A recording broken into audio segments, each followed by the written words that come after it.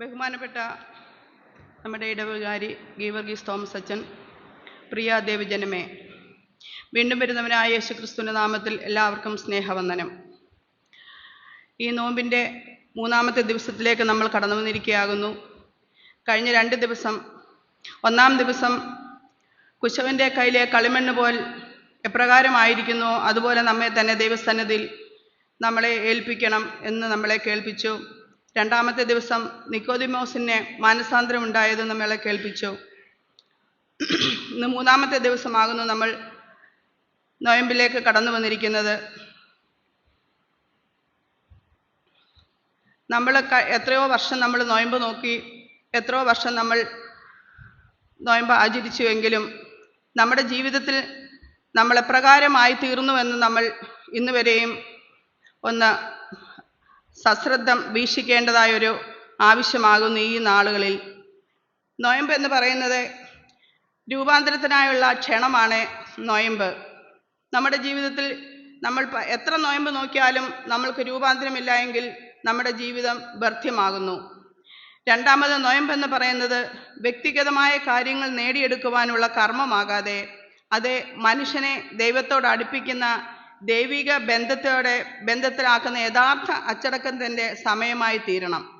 വ്യക്തിഗതമായ കാര്യങ്ങൾ നേടിയെടുക്കുവാനുള്ള കർമ്മമാകാതെ അത് മനുഷ്യനെ ദൈവത്തോട് അടുപ്പിക്കുന്ന ദൈവിക ബന്ധത്തിലാക്കുന്ന യഥാർത്ഥ അച്ചടക്കത്തിൻ്റെ സമയമായി തീരണം. നമ്മുടെ ജീവിതത്തിൽ നമ്മൾ നൊയമ്പ് നോക്കുന്നത് എന്തിനാകുന്നുവെന്ന് നമ്മൾ സ്വയം ഒന്ന് ചിന്തിക്കണം.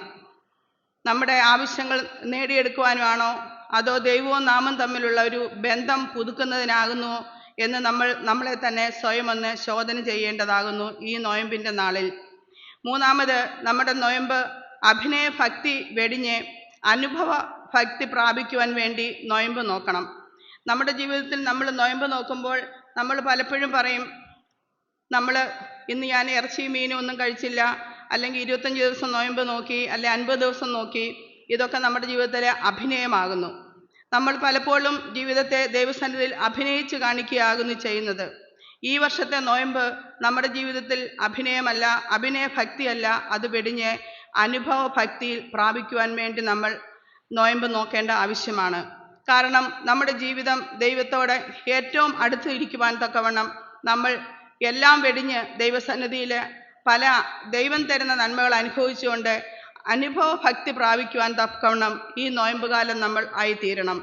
നൊയമ്പുകാലം വിശുദ്ധിയിലും എളിമയിലും ജീവിക്കുവാൻ നോക്കണം. നൊയമ്പെന്ന് പറയുമ്പോൾ ദൈവസന്നിധിയിൽ നമ്മൾ എല്ലാം വെടിഞ്ഞ് രുചി പകരുക എന്നാണ് നമ്മൾ ആപ്തവാക്യം പറയുന്നത്. അപ്പോൾ നമ്മുടെ ജീവിതത്തിൽ വിശുദ്ധിയിലും എളിമയിലും നമ്മൾ ജീവിക്കുവാൻ നോക്കേണ്ടതായ ആവശ്യമാകുന്നു. ഇത്രയും ആദ്യമായി പറഞ്ഞുകൊണ്ട് ഞാൻ വിശുദ്ധ മത്തായിയുടെ സുവിശേഷം 16-ാം അധ്യായം 13 മുതൽ 20 വരെയായിരുന്നു ഇന്നത്തെ ഏവൻഗേലിയനായി വായിച്ചത്. അതിൻ്റെ 19-ാമത്തെ വാക്യം, നീ ഭൂമിയിൽ കെട്ടുന്നതൊക്കെയും സ്വർഗത്തിൽ കെട്ടപ്പെട്ടിരിക്കും, നീ ഭൂമിയിൽ അഴിക്കുന്നതൊക്കെയും സ്വർഗത്തിൽ അഴിഞ്ഞുമിരിക്കും. നമുക്കൊരു വാക്ക് പ്രാർത്ഥിക്കാം. നിത്യനും പരിശുദ്ധനുമായ എൻ്റെ വാഴ്ത്തപ്പെട്ട ദൈവമേ, സ്വർഗസ്ഥ പിതാവേ, ഈ നൊയമ്പിൻ്റെ 3-ാം ദിവസം നിന്റെ സന്നിധിയിലേക്ക് അടിയങ്ങൾ വന്നിരിക്കുന്ന കർത്താവേ, അപ്പാ ഞങ്ങളെ ഇത്രയും പേരെ നീ കൂട്ടിക്കൊണ്ടുവന്ന കൃപകൾക്കായി നന്ദിയോടെ സ്തോത്രം കർത്താവേ. ദൈവമേ, ഞങ്ങൾ വന്നതുപോലെയല്ലപ്പാ, ഞങ്ങളെ ഇരട്ടി അനുഗ്രഹത്തോടെ അവിടെ നയിക്കണമേ കർത്താവേ.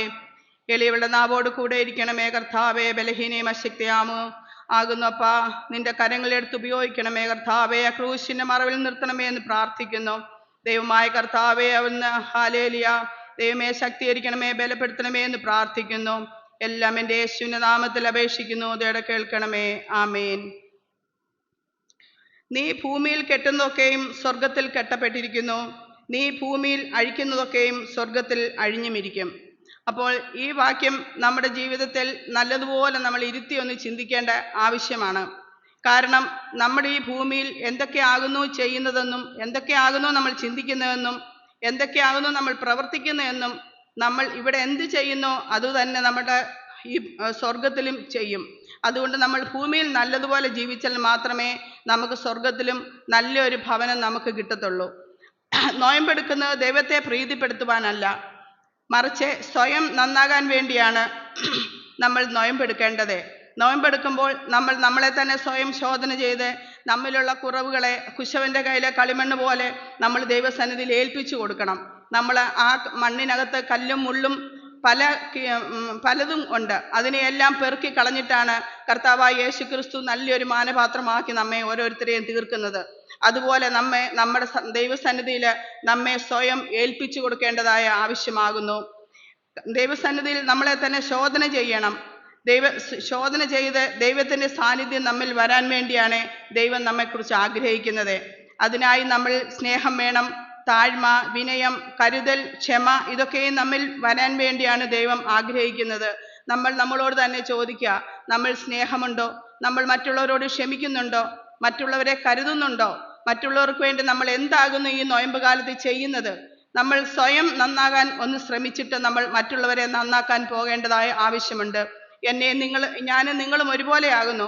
നമ്മളെല്ലാം നമ്മുടെ കുറവുകളെ മറച്ചു വെച്ചുകൊണ്ട് മറ്റുള്ളവരുടെ കുറവുകളെ ചൂണ്ടിക്കാണിക്കുന്ന ഒരു സ്വഭാവമാകുന്നു നമ്മളിലെല്ലാം ആയിത്തീരുന്നത്. അതുകൊണ്ട് നമ്മളെ തന്നെ സ്വയം ശോധന ചെയ്ത് നമ്മുടെ കുറവുകളെ മനസ്സിലാക്കിക്കൊണ്ട് ദൈവസന്നിധിയിൽ എളിമയോടെ ജീവിക്കുവാൻ നമ്മളെ തന്നെ ഒരുക്കേണ്ട ആവശ്യമാകുന്നു. നമ്മൾ പരിഭവങ്ങളും പരാതികളും പറയുന്നത് നിർത്തണം. ദൈവസന്നിധിയിൽ നമ്മളെപ്പോഴും പരിഭവങ്ങളും പരാതികളും മാത്രമേ നമ്മുടെ ജീവിതത്തിലുള്ളൂ. ദൈവം എന്ത് നന്മ നമുക്ക് തന്നാലും നമ്മളെപ്പോഴും പരിഭവം പറച്ചിലും പരാതി പറച്ചിലും മാത്രമേ ഉള്ളൂ. അത് ദൈവത്തിന് ഒട്ടും ഇഷ്ടമില്ലാത്തൊരു കാര്യമാകുന്നു. ദൈവസന്നിധിയിൽ നമ്മളത് നിർത്തേണ്ടതായ ആവശ്യമാണ്. നമ്മുടെ പരിഭവങ്ങളും പരാതികളും എല്ലാം ദൈവത്തിന് അറിയാം. നമ്മളെ എന്തിനാണ് ദൈവം ഇവിടെ സൃഷ്ടിച്ചതെന്നും നമ്മളെ ഈ ഭൂമിയിൽ എന്തിനാണ് ഇവിടെ ആക്കിയിരിക്കുന്നതെന്നും സ്വർഗത്തിലെ ദൈവമാണ് നമ്മളെക്കുറിച്ച് ആഗ്രഹിക്കുന്നത്. അപ്പോൾ നമ്മുടെ പരാതികളും പരിഭവങ്ങളും നമ്മളെല്ലാം മറന്നുകൊണ്ട് ദൈവസന്നിധിയിൽ നമ്മളെ തന്നെ സമർപ്പിക്കണം. കാരണം നമ്മളൊക്കെ ഇന്നിവിടെ ആയിരിക്കുന്നത് ഇത്രയും നമ്മളിവിടെ ആരോഗ്യത്തോടെ സൗഖ്യത്തോടെ നമ്മളെ ഇവിടെ ദൈവം കൊണ്ടുവന്നിരിക്കുന്നെങ്കിൽ നമ്മൾ വിചാരിക്കണം, ദൈവം നമുക്ക് വേണ്ടി എത്രയോ നല്ലത് ചെയ്തിരിക്കുന്നു. നമ്മൾ രാവിലെ എഴുന്നേൽക്കുമ്പോൾ നമ്മുടെ പ്രഭാത കൃത്യങ്ങൾ ചെയ്യുവാൻ നമ്മൾക്ക് സ്വയം കഴിയുന്നെങ്കിൽ അതാണ് ദൈവമക്കളെ ഏറ്റവും വലിയ നന്മ. ഹല്ലേലൂയ. അതാണ് ദൈവസന്നിധിയിൽ നമ്മൾ സ്തോത്രവും നന്ദിയും കരയറ്റുന്നത്. എത്രയോ ജനങ്ങൾ സ്വന്തം കാര്യങ്ങൾ ചെയ്യുവാൻ ആവാതെ വണ്ണം വല്ലാത്ത വിഷമത്തിലും ഭാരത്തിലും കഴിയുകയാകുന്നു. നമ്മൾ അതിനേക്കാളൊന്നും ശ്രേഷ്ഠതയുള്ളവരായിട്ടല്ല. നമ്മളെ ദൈവം ഇത്രത്തോളം ആരോഗ്യത്തോടെ നമ്മൾ വാഹനത്തിൽ കയറുന്നു, നടക്കുന്നു, ഓടുന്നു, ചാടുന്നു, എല്ലാം ചെയ്യുന്നുണ്ട്. പക്ഷെ നമ്മുടെ കാലൊന്നും തട്ടാതെ വണ്ണം ദൈവം നമ്മളെ ഇത്രത്തോളം നമ്മളെ കൊണ്ടുവന്നിടുവാൻ നമ്മളിൽ ഒരു നന്മയും ഇല്ല എന്ന് നമ്മൾ സ്വയം മനസ്സിലാക്കേണ്ട ആവശ്യമുണ്ട്. നമ്മൾ ഈ ഭൂമിയിൽ ഒന്നുമില്ല, വെറും കൃമികളും വെറും കീടങ്ങളും ആകുന്നു എന്ന് നമ്മൾ സ്വയം മനസ്സിലാക്കിക്കൊണ്ട് ഓരോ ദിവസവും നമ്മൾ മുൻപോട്ട് ജീവിക്കണം. നമ്മൾ ഹോസ്പിറ്റലിൽ പോയി ഓങ്കോളജി വാർഡുകളൊക്കെ ക്യാൻസറിൻ്റെ വാർഡൊന്ന് ശ്രദ്ധിച്ചാൽ നമുക്ക് മനസ്സിലാകും. നമ്മുടെ ഹൃദയം തകർക്കുന്ന രീതിയിലാകുന്നു അവിടുത്തെ അവസ്ഥ. പൊടി കുഞ്ഞുങ്ങൾ തൊട്ട് മുതിർന്നവരെയും കിടക്കുന്ന അവസ്ഥ നമ്മൾ കണ്ടാൽ നമ്മുടെ ഹൃദയം തകരുന്ന അവസ്ഥയാകുന്നു. നമ്മുടെ ജീവിതം നമ്മൾ അങ്ങോട്ടൊക്കെ ഒന്ന് പോകേണ്ടതായ ഒരു ആവശ്യമുണ്ട്. നമ്മുടെ അഹന്തയും അഹംഭാവവും അഹങ്കാരവും ഒക്കെയും അവിടം കൊണ്ട് നമുക്ക് തീരും. അത്രയ്ക്ക് വേദനാജനകമായ അവസ്ഥയാകുന്നു. ഞാനതൊക്കെ കണ്ടുകൊണ്ട് ആ അനുഭവത്തിൽ നിന്ന് ഞാൻ പറയുകയാണ്. നമ്മുടെയൊക്കെ ജീവിതം എത്രയോ ധന്യമാകുന്നു. നമ്മുടെ സൗന്ദര്യമോ നമ്മുടെ മിടുക്കോ നമ്മുടെ വിദ്യാഭ്യാസമോ ഒന്നുമല്ല നമ്മളെ ദൈവം ഇവിടെ ആക്കിയിരിക്കുന്നത്. ദൈവത്തിൻ്റെ കരുണയും കൃപയും ഒന്ന് മാത്രമാകുന്നു നമ്മൾ ഈ ഭൂമിയിൽ ഓരോ ദിവസവുമായിരിക്കുന്നത്. അതുകൊണ്ട് ദൈവസന്നിധിയിൽ നമ്മളെ തന്നെ സമർപ്പിച്ചുകൊണ്ട് പരാതികളും പരിഭവങ്ങളും പിണക്കങ്ങളും ഈർഷ്യകളും എല്ലാം കളഞ്ഞുകൊണ്ട് ദൈവസന്നിധിയിൽ നമ്മളെ തന്നെ സമർപ്പിക്കുക. നമ്മുടെ ചെറുതും വലുതുമായ കാര്യങ്ങൾ ഓരോ ദിവസവും ദൈവം നമ്മൾ നടത്തി തരുന്നു. എത്ര വലിയവനാകുന്നു നമ്മുടെ ദൈവം. ഹല്ലേലൂയ. നമ്മുടെ ദൈവത്തിൻ്റെ സന്നിധിയിലേക്ക് നമ്മളെ സമ്പൂർണ്ണമായി ഏൽപ്പിക്കാം. നമ്മുടെ ആവശ്യങ്ങളെ ദൈവസന്നിധിയിൽ ഏൽപ്പിക്കാം. നമ്മൾ മറ്റുള്ളവരെ വേദനിപ്പിക്കുന്നുണ്ടോ എന്നും മറ്റുള്ളവരെ പരിഹസിക്കുക, നിന്ദിക്കുക ഒക്കെ നമ്മൾ ചെയ്യുന്നുണ്ട്. നമ്മുടെ വാക്കിലും നമ്മുടെ പ്രവൃത്തിയിലും നമ്മുടെ ചിന്തയിൽ പോലും നമ്മൾ തെറ്റുകുറ്റങ്ങൾ ചെയ്യുന്നവരാകുന്നു. അതുകൊണ്ട് പലപ്പോഴും നമ്മൾ ആത്മീയരാകുന്നുവെന്ന് അഭിമാനിക്കുകയാണ് ചെയ്യുന്നത്. പക്ഷേ നമ്മൾ ആത്മീയരല്ല. നമ്മൾ ആത്മീയരാകുന്നുവെങ്കിൽ നമ്മളെപ്പോഴും മറ്റുള്ളവരെ സ്നേഹിക്കാനും കരുതുവാനും ക്ഷമിക്കുവാനും പൊറുക്കുവാനും കഴിയുന്നവരാകും. അതാണ് ദൈവം നമ്മളെക്കുറിച്ച് ആഗ്രഹിക്കുന്നത്. അതുകൊണ്ട് നമ്മൾ സ്വയം ഈ നോയമ്പിൻ്റെ നാളുകളിൽ നമ്മൾ സ്വയം ശോധന ചെയ്യേണ്ടത് ആവശ്യമാകുന്നു. ദൈവഭക്തി നമുക്ക് തരുന്ന അനുഗ്രഹം എന്താണ്? ദൈവമാണ് നമ്മെ നടത്തുന്നത് എന്നുള്ള ബോധ്യം ഒരു മനുഷ്യനിൽ ഉണ്ടാകുന്നതാണ് യഥാർത്ഥ ദൈവഭക്തി എന്ന് പറയുന്നത്.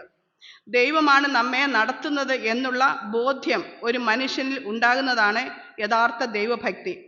അതാകുന്നു ദൈവഭക്തി. അപ്പം ദൈവം നമ്മെ ഓരോ ദിവസവും നടത്തുക എന്നതാണ് ഒരു ദൈവഭക്തൻ ആയ ഒരു മനുഷ്യൻ്റെ ഉത്തമമായ ഒരു ഉദാഹരണം എന്ന് പറയുന്നത്. അല്ലാതെ നമ്മുടെ മിടുക്ക് കൊണ്ടൊന്നുമല്ല നമ്മൾ ഓരോ ദിവസവും ഇവിടെ കഴിയുന്നത്. അതുകൊണ്ട് ദൈവസന്നിധി നമ്മളെ തന്നെ ഒന്നുകൂടെ സമർപ്പിക്കുക. ദൈവ അനുഗ്രഹങ്ങൾ തരുമ്പോൾ ദൈവസന്നിധിയിൽ ഒന്നും കൂടെ താഴ്ന്ന് ദൈവസന്നിധിയിൽ ഇരിക്കണം. അതാണ് ദൈവം നമ്മളെക്കുറിച്ച് ആഗ്രഹിക്കുന്നത്. എപ്പോൾ വേണമെങ്കിലും നമ്മളെ വെട്ടിക്കളയാം. കർത്താവെങ്കിലും നമ്മളെ ഓരോ ദിവസവും നമ്മളെ നിൽക്കട്ടെ എന്നും പറഞ്ഞ് നമുക്ക് വേണ്ടി പക്ഷപാതം ചെയ്തുകൊണ്ടിരിക്കുകയാകുന്നു. അതുകൊണ്ട് ഏത് നിമിഷവും നമ്മളെ ഇവിടുന്ന് വെട്ടിക്കളയാവുന്ന സ്ഥാനത്ത് സ്വർഗത്തിലെ ദൈവത്തിൻ്റെ സന്നിധിയിൽ നമ്മളെ തന്നെ സമർപ്പിക്കണം. സമ്പൂർണ്ണമായി നമ്മൾ ഏൽപ്പിച്ചു കൊടുക്കണം. എന്നെങ്കിൽ മാത്രമേ ദൈവം നമ്മളിൽ പ്രവർത്തിക്കുകയുള്ളൂ. നമ്മുടെ പ്രാർത്ഥന എന്ന ബന്ധം എൻ്റെ ഹൃദയത്തെയും ദൈവത്തിൻ്റെ മനസ്സിലേക്കും ദൈവത്തിൻ്റെ മനസ്സിനെ എൻ്റെ ഹൃദയത്തിലേക്കും പകരുന്നതാണ് പ്രാർത്ഥന. എൻ്റെ ഹൃദയത്തെ ദൈവത്തിൻ്റെ മനസ്സിലേക്കും ദൈവത്തിൻ്റെ മനസ്സിനെ എൻ്റെ ഹൃദയത്തിലേക്കും പകരുന്നതാണ് പ്രാർത്ഥന എന്ന് പറയുന്നത്. അങ്ങനെ ആകുന്നോ നമ്മൾ പ്രാർത്ഥിക്കുന്നത്? നമ്മുടെ ഹൃദയത്തെ നമ്മൾ ദൈവത്തിൻ്റെ കരങ്ങളിലേക്ക് ഏൽപ്പിക്കുന്നുണ്ടോ? അതോ നമ്മൾ വെറും ജൽപ്പനം ചെയ്യുകയാകുന്നോ? നമ്മൾ ദൈവസന്നിധിയിൽ എപ്പോഴും പ്രാർത്ഥിക്കും, വെറുതെ ബഹളം ഉണ്ടാക്കിയും ചെണ്ട കൊട്ടിയും താളം പിടിച്ചും മേളം പിടിച്ചും വിളിച്ചു കൂവിയും ഒക്കെ നമ്മൾ പ്രാർത്ഥിക്കും. പക്ഷെ അതൊന്നും പ്രാർത്ഥനയല്ല. അതൊക്കെ അതിന് രാഗങ്ങളും മോഹങ്ങളും ഒന്നും നമുക്ക് ദൈവസന്നിധിയിൽ വേണ്ട. നമ്മുടെ ഹൃദയങ്ങളെ ദൈവസന്നിധിയിൽ ഏൽപ്പിക്കുമ്പോൾ ദൈവത്തിൻ്റെ ഹൃദയം നമ്മുടെ സന്നിധിയിലേക്കും വരും. ആ ഒരു ഹന്ന അമ്മച്ചി ദൈവസന്നിധിയിൽ വന്നിരുന്ന് പിറുപിറുപ്പ് പോലെ ഇരുന്ന് കരഞ്ഞു പ്രാർത്ഥിച്ചതേ ഉള്ളൂ. ആ കണ്ണുനീര് ദൈവസന്നിധി വീണതേ ഉള്ളൂ. അപ്പോൾ അവിടെ നിന്നവരൊക്കെയും പറഞ്ഞു, ഈ സ്ത്രീ വീഞ്ഞു കുടിച്ച് മത്തയായിക്കൊണ്ട് സംസാരിക്കുകയാണെന്ന്. അതല്ലായിരുന്നു. ദൈവം ആ ഹന്നാമ്മച്ചിയുടെ ഹൃദയത്തെ കണ്ടപ്പോൾ ഹന്നാമ്മച്ചിയുടെ പ്രാർത്ഥന ദൈവം കേട്ടു. അതുപോലെ നമ്മൾ കിടന്ന് അട്ടഹസിച്ച് പ്രാർത്ഥിച്ചുകൊണ്ടും വിളിച്ചു കൂവിയിട്ടൊന്നും കാര്യമില്ല.